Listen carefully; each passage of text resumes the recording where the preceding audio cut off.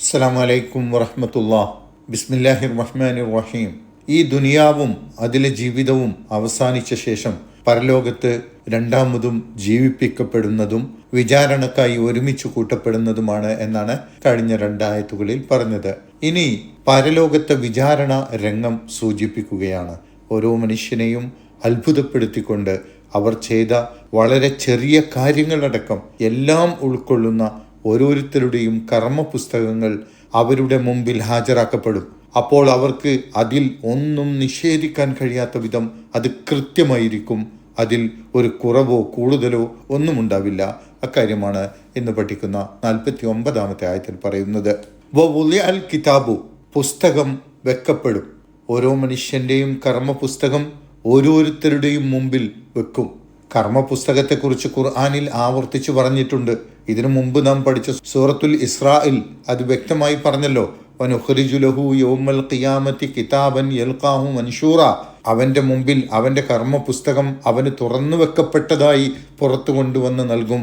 ഇഖ്റ കിതാബക, നീ നിന്റെ പുസ്തകം വായിക്കുക എന്ന് അവനോട് പറയുകയും ചെയ്യും എന്ന് സൂറത്തുൽ ഇസ്രായിൽ നാം പഠിച്ചല്ലോ. അങ്ങനെ ഓരോരുത്തരുടെയും കർമ്മപുസ്തകം നൽകപ്പെടുന്ന സമയത്ത് ഫതറൽ മുജ്രിമീന, ആ സന്ദർഭത്തിൽ കുറ്റവാളികളെ നിനക്ക് കാണാം.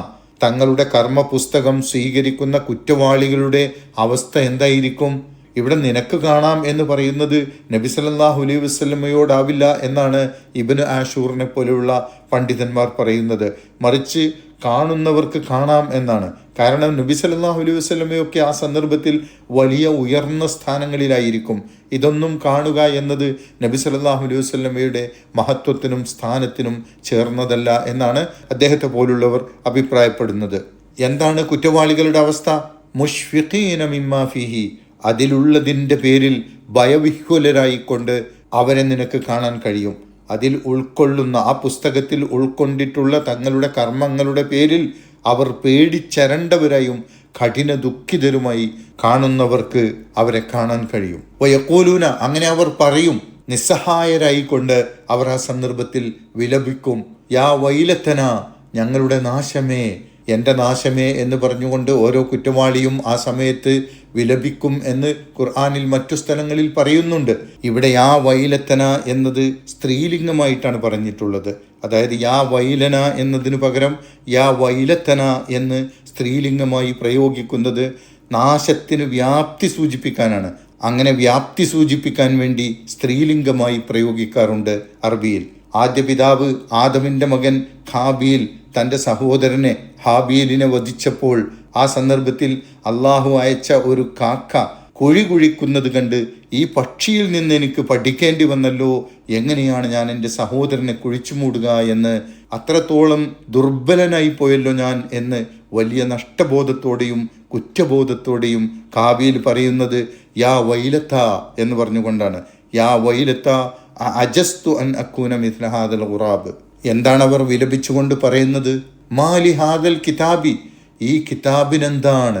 അവരുടെ കയ്യിൽ കിട്ടിയ ഈ കിതാബ് ഇതെന്തൊരു കിതാബാണ്?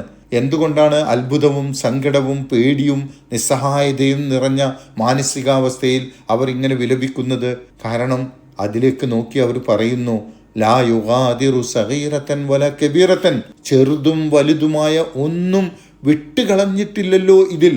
ഖാദറ എന്നാൽ വിട്ടുകളഞ്ഞു എന്നാണ്. ലാ യുഗാദിറു, വിട്ടുകളയുകയില്ല. കഴിഞ്ഞ ആയത്തിൽ പറഞ്ഞില്ലേ, ഫലം നുഗാദിർ മിൻഹും അഹദ, അവരുടെ കൂട്ടത്തിൽ നിന്ന്, മനുഷ്യരുടെ കൂട്ടത്തിൽ നിന്ന് ആരെയും നാം വിട്ടുകളയുകയില്ല, എല്ലാവരെയും ഒരുമിച്ച് കൂട്ടുമെന്ന് പറഞ്ഞില്ലേ. അപ്പോൾ അതുപോലെ അവരുടെ പ്രവൃത്തികളിൽ ചെറുതും വലുതുമായ ഒന്നിനെയും വിട്ടുകളയുകയില്ല. ഇല്ല അഹ്സാഹ, അത് കൃത്യമായി കണക്കാക്കിയിട്ടല്ലാതെ. ചെറുതും വലുതുമായ തങ്ങളുടെ എല്ലാ പ്രവൃത്തികളും സൂക്ഷ്മമായി കൃത്യമായി രേഖപ്പെടുത്താതെ വിട്ടിട്ടില്ല എന്ന് കാണുമ്പോഴാണ് അവർ ഈ അവസ്ഥയിൽ വിലപിക്കുന്നത്. ഇവിടെ ചെറിയ ചെറിയ കാര്യങ്ങൾ പോലും അള്ളാഹു വിട്ടിട്ടില്ല എന്നതിലാണ് അവർ കൂടുതൽ അത്ഭുതപ്പെടുന്നത്. അതുകൊണ്ടാണ് സഗീറത്തൻ എന്ന് ആദ്യം പറഞ്ഞത്. സഗീറത്തൻ എന്ന് കബീറത്തൻ എന്നതിൻ്റെ മുമ്പ് ആദ്യം പറഞ്ഞത്. വവജദൂ മാ അമിലു ഹാദിറ, അവർ ചെയ്തതൊക്കെയും തങ്ങളുടെ മുമ്പിൽ ഹാജരാക്കപ്പെട്ടതായി അവർ കാണുന്നു, ഒന്നും വിട്ടുപോവാതെ. ഇവിടെ എത്ര വേഗത്തിലാണ് അവർക്ക് അവരുടെ മുമ്പിൽ കർമ്മപുസ്തകം നൽകുന്നതും എത്ര വേഗത്തിലാണ് അവരതൊക്കെ കാണുന്നതും എന്നതിനെക്കുറിച്ച് ചിന്തിക്കുമ്പോഴാണ് നമുക്ക് ചിന്തിക്കാനും മനസ്സിലാക്കാനും കഴിഞ്ഞിട്ടില്ലാത്ത സംവിധാനങ്ങളായിരിക്കും അള്ളാഹുവിൻ്റെ വിചാരണയിൽ ഉണ്ടാവുക എന്ന് നമുക്ക് മനസ്സിലാക്കേണ്ടി വരുന്നത്. വലാ യദ്ലിമു റബ്ബുക അഹദ, താങ്കളുടെ റബ്ബ് ആരോടും അനീതി കാണിക്കുകയില്ല എന്ന് പറഞ്ഞാൽ ആ കർമ്മ പുസ്തകത്തിൽ എല്ലാം കൃത്യമായിരിക്കും. ആരെങ്കിലും ചെയ്യാത്ത പ്രവർത്തനങ്ങളോ ചെയ്ത പ്രവർത്തനങ്ങളിൽ തന്നെ കൂടുതലായി എന്തെങ്കിലുമോ രേഖപ്പെടുത്തിക്കൊണ്ട് ആരോടും അള്ളാഹു അനീതി കാണിക്കുകയില്ല. എല്ലാം ആർക്കും നിഷേധിക്കാൻ പറ്റാത്ത വിധം കൃത്യമായിട്ടായിരിക്കും രേഖപ്പെടുത്തി വെക്കപ്പെട്ടിട്ടുണ്ടാവുക എന്നാണ് പറയുന്നത്. അള്ളാഹു സുബ്ഹാനഹു വ തആല സന്തോഷത്തോടുകൂടി കർമ്മപുസ്തകങ്ങൾ സ്വീകരിക്കുന്ന ഉത്തമരായ സത്യവിശ്വാസികളുടെ കൂട്ടത്തിൽ ഉൾപ്പെടുത്തി നമ്മെ അനുഗ്രഹിക്കുമാറാകട്ടെ. അസ്സലാമു അലൈക്കും വറഹ്മത്തുള്ളാഹി വബറകാതുഹു.